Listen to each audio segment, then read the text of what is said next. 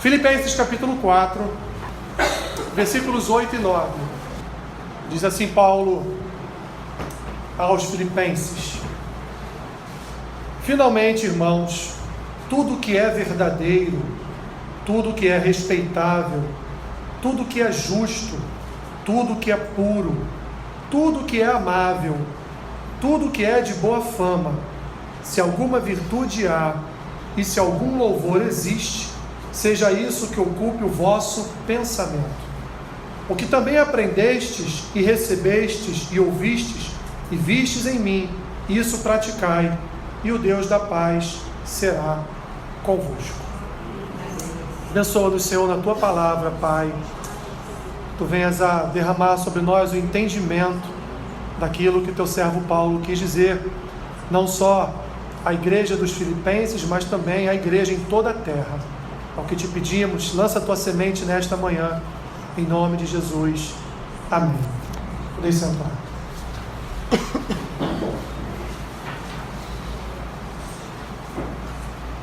Meus irmãos, essa semana eu vi uma notícia,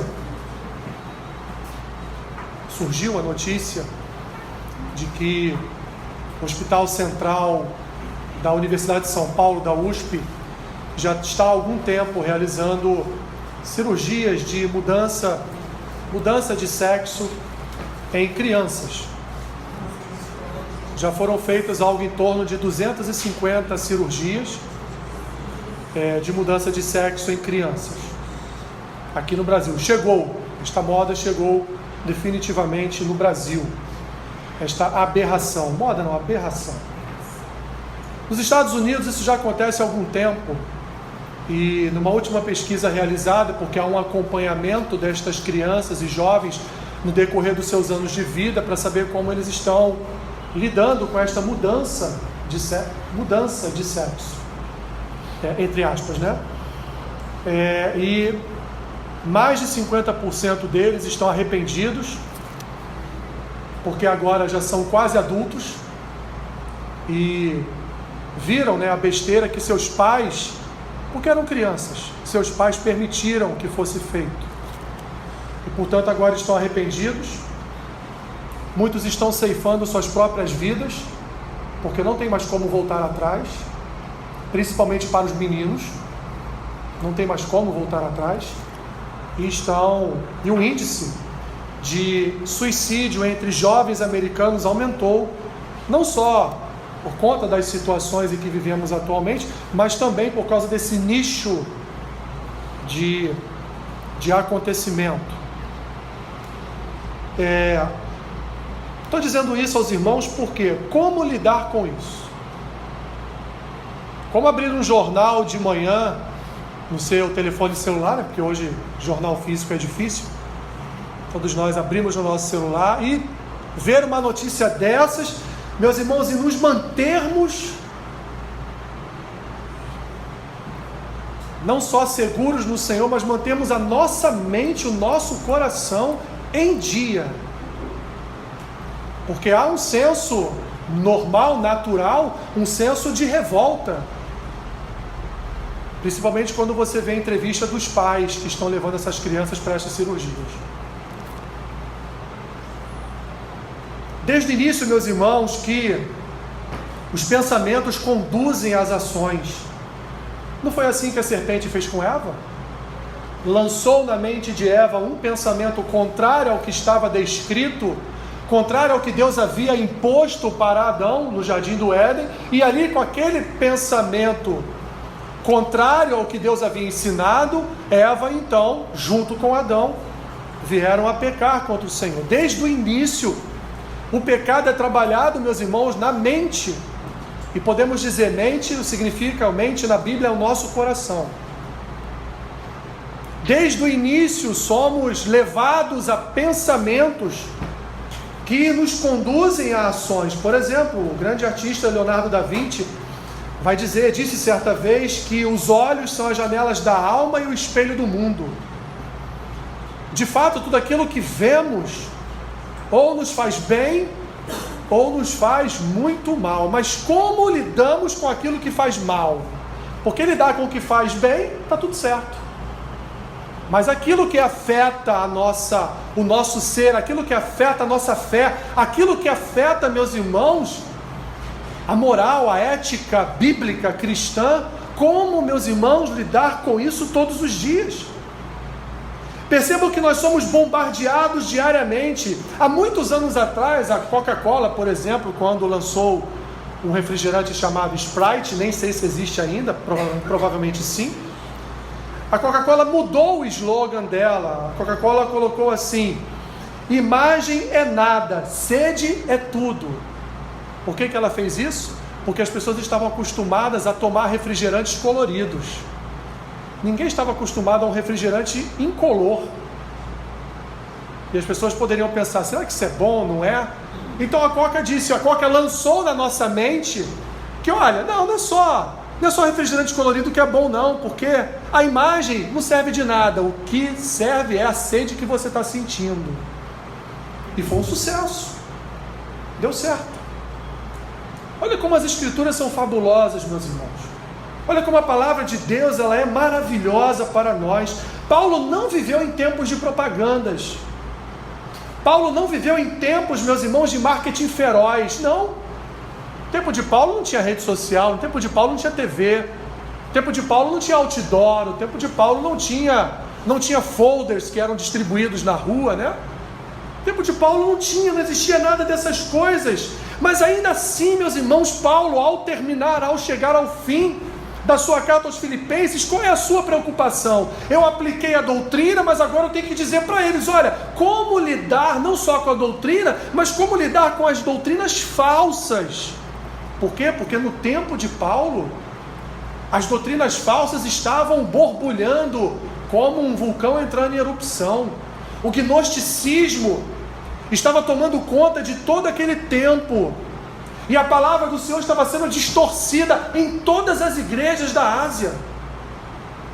Muitos irmãos estavam ali aderindo a práticas gnósticas e introduzindo para a igreja essas práticas gnósticas. E Paulo então está ali dizendo para os filipenses, olha, nem tudo que reluz é ouro.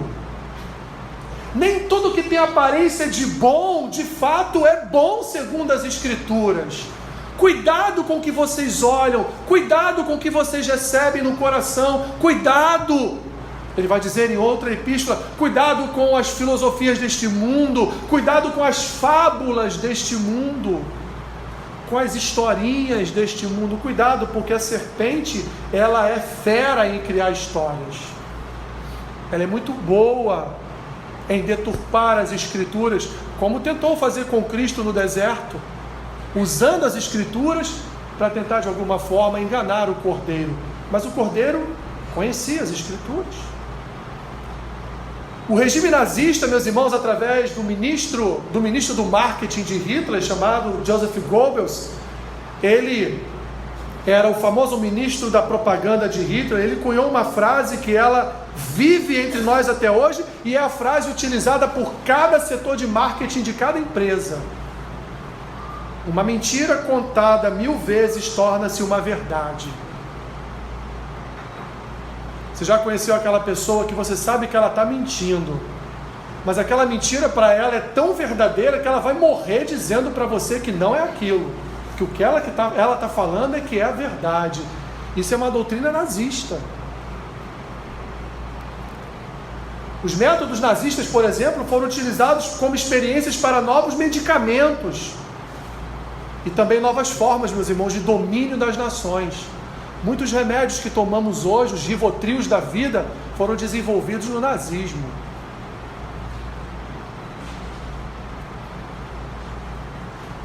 Vivemos a era do bombardeio mental. Carros, roupas, comidas, tudo é massificado de tal forma, meus irmãos, que parece que nos faz falta.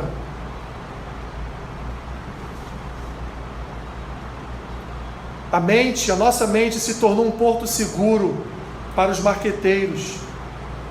Aliás, pesquisas são encomendadas pelas empresas, meus irmãos, de propaganda, pesquisas encomendadas com laboratórios de neurociência para saber uma forma mais adequada de atingir as nossas mentes e fazermos acreditar em tudo aquilo que eles estão dizendo. Eu não tenho uma Ferrari, eu não tenho um Porsche, estou infinitamente longe de ter e nunca terei certamente, porque esta não é a minha vida. Mas quando eu vejo a propaganda de uma Ferrari, de um Porsche, eu me coloco ali dentro, porque é isso que a propaganda faz. É isso que eles fazem com as nossas mentes, é isso, meus irmãos, que Satanás faz com a nossa mente. No mundo espiritual, quer que alcancemos algo que nós sabemos que não vamos alcançar. Aquilo não é para nós. Porque toda propaganda, no fundo, tem a função de ludibriar a mente do consumidor. E o que Paulo faz, meus irmãos? Paulo prepara aquela igreja, Paulo prepara aquele povo para o bombardeio do gnosticismo que rondava toda aquela região naquele tempo.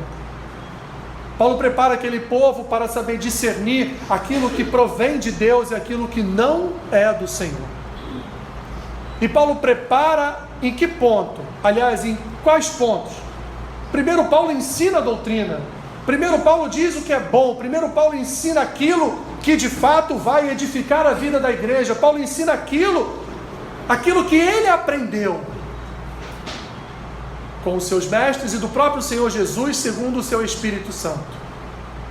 E ele agora transmite às igrejas a boa e sã doutrina, para que a igreja não fosse enganada pelas doutrinas do gnosticismo, pelas doutrinas do materialismo que já existia naquele tempo. Paulo então não só ensina, mas Paulo também, meus irmãos, ele alerta, ele exorta, e ele diz: olha, cuidado com o que vocês pensam, cuidado com o que vem aos ouvidos de vocês, cuidado com o que vocês veem, cuidado com o que vocês enxergam, cuidado onde vocês andam, cuidado a quem vocês dão honra, cuidado com aquilo que vocês consideram uma boa fama, algo bom, cuidado. Julgue todas as coisas segundo está descrito nas Escrituras. Recebeu aquilo que é considerado uma nova doutrina, julgue essa doutrina segundo a palavra do Senhor e veja se ela procede de Deus ou não. Paulo ensina, meus irmãos, a termos firmeza em nossos pensamentos, mas ele não ensina e não diz: olha, seja firme naquilo que vocês pensam. Não, ele também ensina a ter um pensamento firme. Ele também ensina, meus irmãos, através de virtudes, de fruto espiritual, ele nos ensina a cultivar uma mente íntima do Senhor, virtudes que devem ocupar a nossa mente todos os dias, sem as quais, meus irmãos, nós não teremos uma vida sadia com Deus. Um comentarista bíblico chamado Robertson, ele disse o seguinte a respeito desse texto de Paulo: elas são pertinentes agora, quando tanta imundícia é exposta perante o mundo, em livros, revistas e filmes, sob a batuta, sob o nome de realismo. A fossa, ou seja, o esgoto, é a mesma das piores iniquidades. Hoje, meus irmãos, quando nós ligamos a TV, e as pessoas raramente hoje assistem TV aberta, né? Quase todo mundo tem TV por assinatura, tem streaming. Qualquer série que você coloca na Netflix, qualquer uma, seja infantil ou uma série para idosos, você vai encontrar terríveis coisas. Não escapa uma sequer. Todas. E aí você tem duas opções: ou você tira e não vê mais, ou você tem que ficar toda hora no controle remoto passando as séries.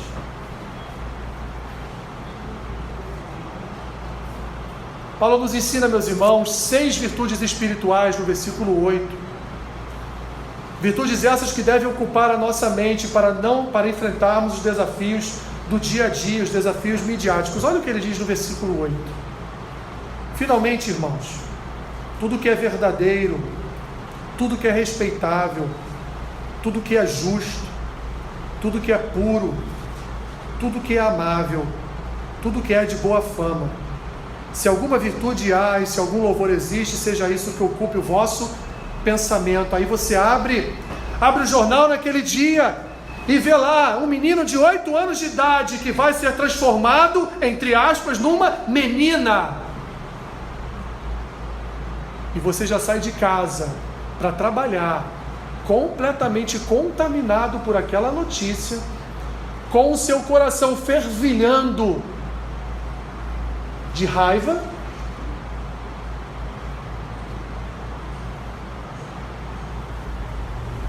e de algo que nem tem nada a ver com você. Não é seu filho, não é da sua família, você nem conhece, mas que você sabe que aquele ato vai se transformar numa sucessão de atos, e daqui a pouco, quando você vê aquele menino que era seu vizinho e que você viu crescer, está saindo de casa para ir para a escola vestido de menina.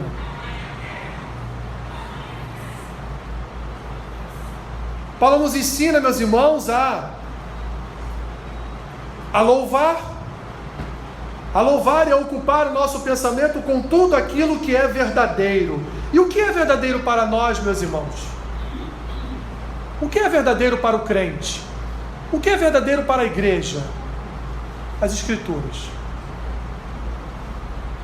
Só isso aqui é verdade para as nossas vidas. A Constituição do nosso país é falha, as leis do nosso país são falhas, as diretrizes da ONU são falhas, tudo no mundo é falho, tudo do homem é falho, e sempre tem um interesse maior por trás, mas as Escrituras nunca falham.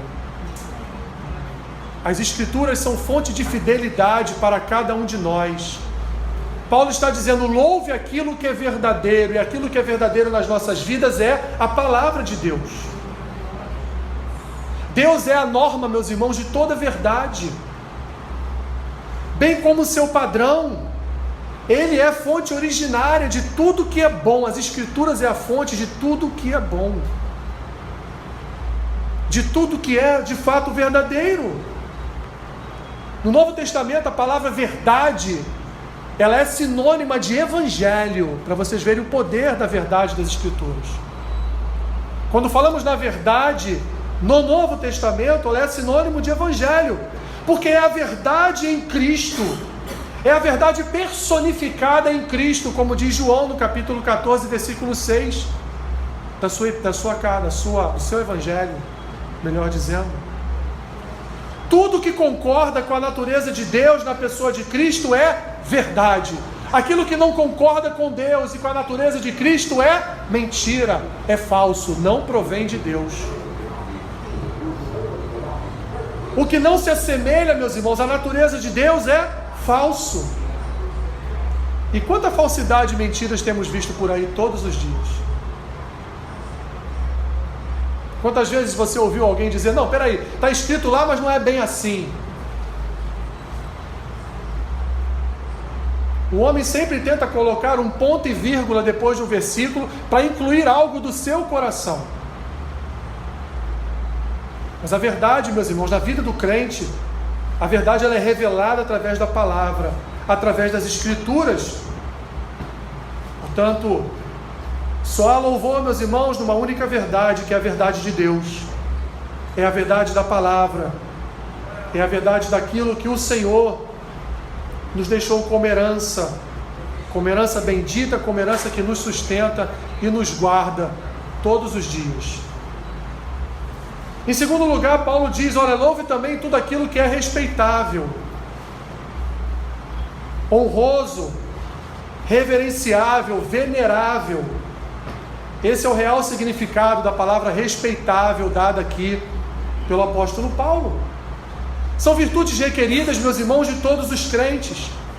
Devemos exibir todos os dias uma dignidade derivada de nossa salvação, derivada, meus irmãos, daquilo que Deus tem entregue em nossas mãos todos os dias, que é a sua graça, que é a esperança que há em nós, que são as virtudes espirituais que as Escrituras nos ensinam. São virtudes requeridas em todos os crentes, meus irmãos, ser respeitável, louvar aquilo que é respeitável, louvar aquilo, meus irmãos, que nos parece ser algo respeitável. O cristão é uma pessoa respeitável. O desrespeito é a arma do inimigo. Lembra daquela pessoa que não respeita o que você fala e quer falar mais alto que você? Quer falar mais alto que você, achando que falar mais alto é situação de respeito. Mas Paulo ensina também, meus irmãos, a louvarmos aquilo que é justo. Ou seja, aquilo que é satisfatório dentro de todas as nossas obrigações com Deus, com nossos semelhantes e para conosco mesmo. Paulo nos ensina, meus irmãos, a dedicarmos tempo da nossa vida àquilo que é justo, pois devemos ser retos diante de Deus, porque o Senhor nos ensinou, nos comunicou o que é retidão, justiça. O Senhor nos ensina o que é ser justo. E Ele vai além. E Ele diz que o justo, aquele que se apresenta no seu caminho, aquele que se apresenta na sua direção, ele não viria a padecer, não viria a ter falta de pão sobre a sua mesa, se ele permanecesse justo e fiel. Devemos, portanto, ser retos, meus irmãos, justos, porque Deus nos comunicou sua retidão através do seu Espírito. Devemos ser justos porque Deus nos comunicou sua justiça, e sua justiça, meus irmãos, é um atributo comunicável, é um atributo comunicável a todos nós. A justiça de Deus é um atributo que é comunicado a cada crente. Por isso temos o senso de justiça. Por isso sabemos aquilo neste mundo que é justo e que não é justo. Por isso que quando vemos injustiça diante de nós, o nosso coração treme.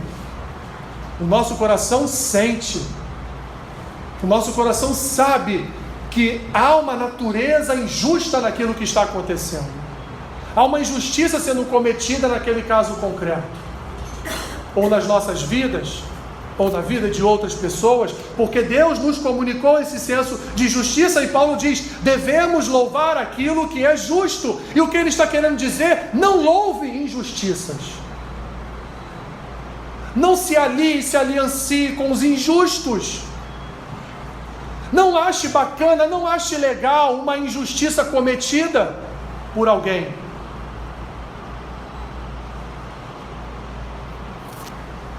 Porque Deus é justiça. E um dia, meus irmãos, Ele revelará a sua justiça por completo, quando Cristo voltar para julgar a tudo e todos. Paulo também nos ensina a louvar aquilo que é puro. Paulo nos ensina a santidade. Paulo nos ensina a louvar aquilo que é santo. Tudo que foi consagrado a Deus, meus irmãos, e não está maculado pelo pecado, é puro, é santo. Coração puro, pensamentos puros, palavras, ações, tudo proveniente de um espírito puro, de um espírito santo. Provérbios vai nos ensinar que nós devemos guardar o nosso coração. Por quê? Porque do nosso coração provém fonte de vida. Só que entre linhas, o pensador, o sábio em Provérbios está dizendo o que também? Do nosso coração também pode prover, o nosso coração também pode prover morte. Dele também pode vir morte para a nossa vida com Deus. Nós fomos purificados pelo sangue do Cordeiro, que fez expiação, meus irmãos, por cada um dos nossos pecados. Mas a pureza não é a marca deste mundo. Este mundo não é um mundo marcado por pureza, por santidade, por justiça, por bondade, muito pelo contrário. Este mundo é marcado, meus irmãos, pelos pecados. Esse mundo é marcado pela maldade. Uma das últimas notícias que recebemos é que A pedofilia agora é uma doença. O pedófilo agora ele tem problemas. Então o pedófilo agora ele não será mais preso por crime. A pedofilia vai ser transformada numa doença. Então o pedófilo agora ele vai ser tratado. Como receber isso, meus irmãos, e nos mantermos estáveis? Como receber essas notícias que nos cercam? Porque, meus irmãos, queiram ou não, em algum tempo, em algum momento, isso vai nos atingir. Vou citar um exemplo. Como pastor, eu só posso falar contra a prática homossexual aqui na igreja, porque já tem uma súmula do STF que me proíbe falar da porta da igreja para fora. Se eu falar, eu posso ser preso por homofobia. Se eu for na praça pública, eu não posso falar sobre isso. Se eu estiver no trem, eu não posso falar sobre isso. Se eu estiver no meu trabalho e tocar neste assunto, e algum homossexual se sentir ofendido, eu posso ser processado. Eu só posso falar no ambiente do culto. Eu só posso falar na pregação das Escrituras no culto. Ou seja, o que acontece dentro da igreja é problema de vocês, mas do lado de fora vocês não podem falar qualquer coisa. Paulo nos ensina a louvar, meus irmãos, a tudo aquilo que é amável, tudo que é digno de amor, que nos atrai devido à beleza do caráter amoroso. Deus, meus irmãos, é amor, como nos ensina o evangelista João em sua primeira epístola. Deus é amor e Deus é o grande arquiteto da bondade. Ele comunica não só o seu amor, mas Ele também comunica essa beleza da sua bondade à sua igreja, meus irmãos. E nós precisamos reconhecer aquilo que de fato é o amor que provém de Deus, daquilo que é o amor que provém do mundo.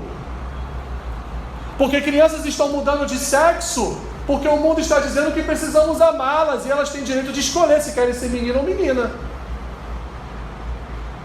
Porque o pessoal da malhação ensina sobre toda forma de amor.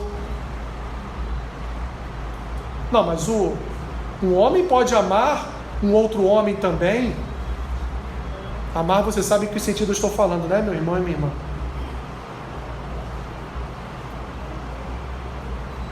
Mas o amor de Deus, meus irmãos, que é o amor inigualável, ele nos foi provado através da morte do seu filho naquela cruz, naquele madeiro, para nos salvar, para apagar o escrito de dívida que tínhamos com Deus.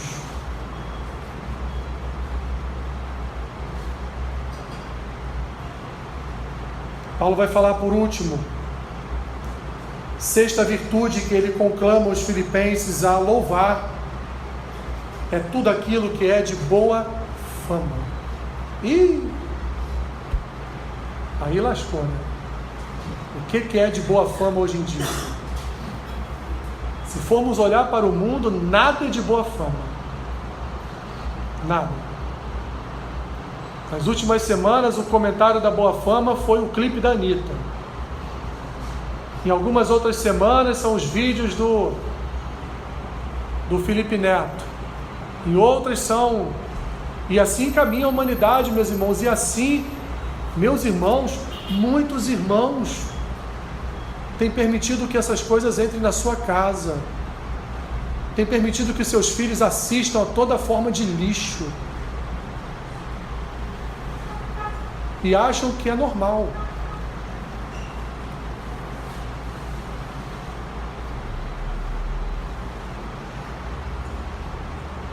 Boa fama, meus irmãos, são coisas que soam bem. É aquilo que é louvado com palavras, é algo atrativo para o crente. É algo que as Escrituras não confrontam, não atacam, é digno de louvor. São essas coisas que devemos buscar, que causam uma boa reputação na presença dos homens.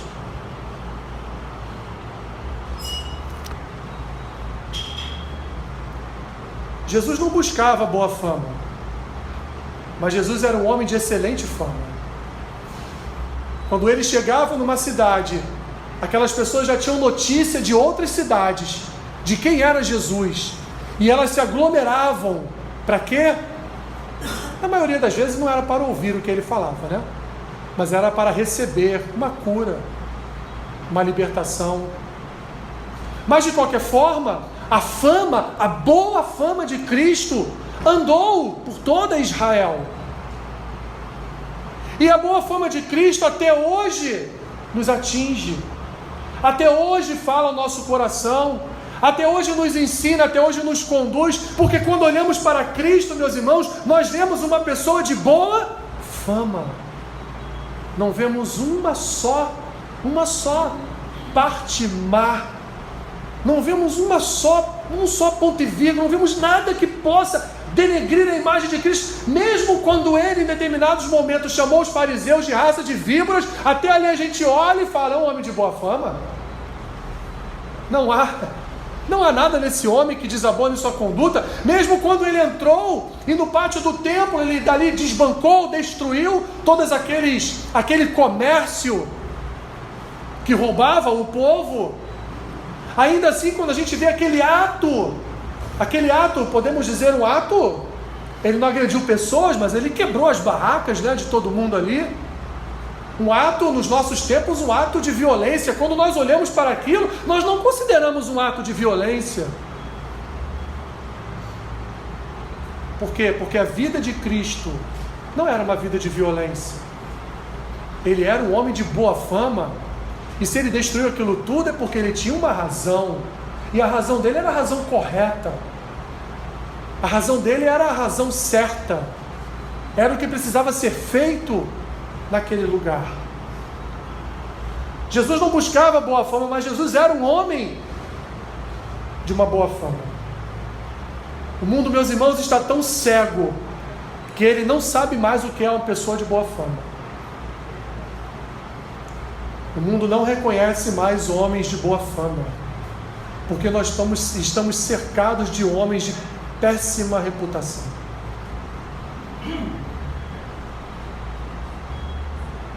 Achar um só homem no mundo de boa fama é muito difícil.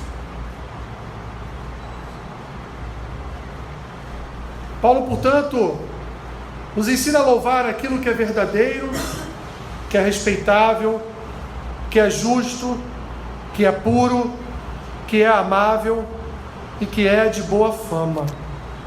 Ele diz: olha, se há virtude, se isso que se apresenta a você é verdadeiro, se há virtude nisso, então louve.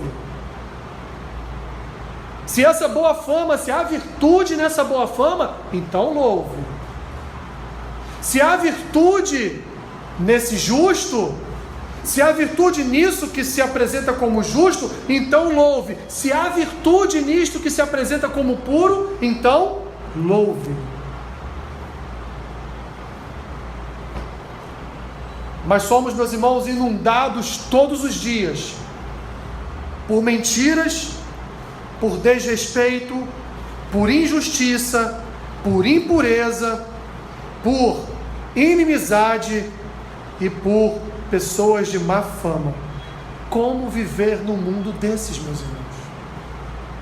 Como nos relacionar? Porque somos seres sociais, nos relacionamos com outras pessoas. Como nos relacionar todos os dias com isso? Eu quero terminar com um texto de Jesus, lá em Mateus capítulo 6.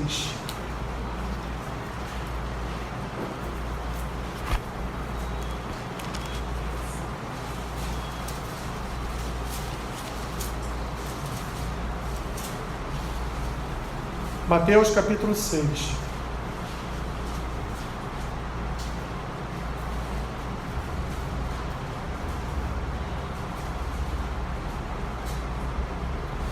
Versículos 22 e 23.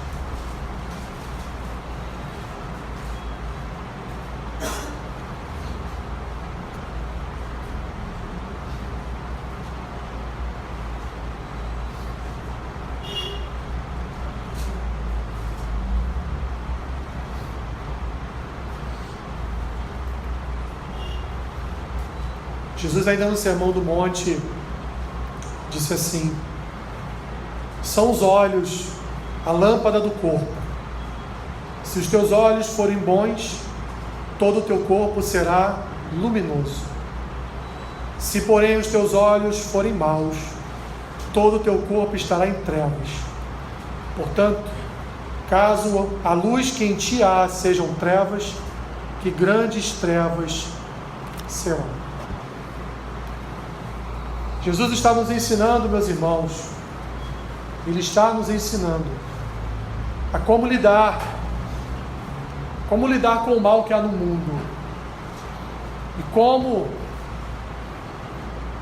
entendemos o que está acontecendo, como sobrevivemos a isso que está acontecendo, como podemos permanecer sem irritação, raiva, ódio, rancor, amargura, espírito de vingança, como prosseguir andando em um mundo, meus irmãos, que jaz no maligno, que está sob o domínio das trevas, que a cada dia que passa mais e mais coisas piores só acontecem, o mal se multiplica. A busca por uma nova palavra mundial acontece todos os dias. Como sobreviver a isso? Com os olhos de Cristo, meus irmãos. Com os olhos de misericórdia, com os olhos de graça, com os olhos de piedade, com os olhos de amor. Não amando o pecado, não colaborando nem corroborando com o pecado, mas tendo misericórdia do pecador, tendo piedade dessas almas perdidas, que a cada dia, meus irmãos, a cada dia que passa, encontram ou andam por caminhos piores. Se os nossos olhos, meus irmãos, não estiverem iluminados pela luz de Cristo, e não são aqui os nossos olhos físicos somente, não, meus irmãos, aqui também é um contexto dos nossos olhos espirituais, do nosso coração, dos nossos pensamentos.